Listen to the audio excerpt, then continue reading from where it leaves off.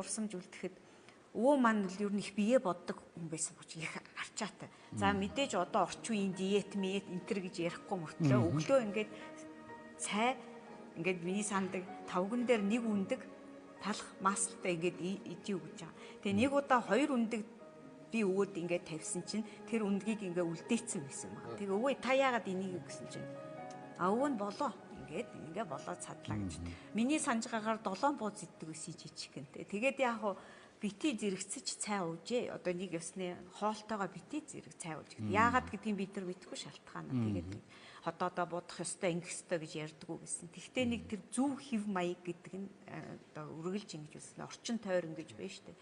Тэгээд ижигийн гол манай буурай ижиг юм гэж мэдээж өвөө чинь бурхан чинь хүн л гэж бид нар сурдаг. Уран бүтээч бурхан шүгэд гарын хайрлах ёстой гэж. Ухах, будах, газарт малтах бүх ажлыг ижи өөрөө хийдэг. Хизээч өвөөг хөргөдгөө гэсэн тийм. 73 онд баха бүр инээдтэй түүхүй 0 ухсан түүхүүд. Энэ бол надад тоногшсон байна. Ижи 0 ухч идэг. Тэгээд би бас гайхаад тэгээ өвөө маань тойрч ингэж яваад байсан байхгүй. Ингээ санаа зовоод гэтэл ээж маань хөргөхгүй. Одоо цуслангийн 0-ыг ижи маань орцсон тэнд ингээд ухаж өгч байгаа тий. Тэгээд энэ яаж байгаа гэсэн чинь за бити олон юм яриа даа энэ гэж байна. Өвөөгийн гар мухаа болно гэж хэлжсэн юм. Тэгээд энэ бол надад бас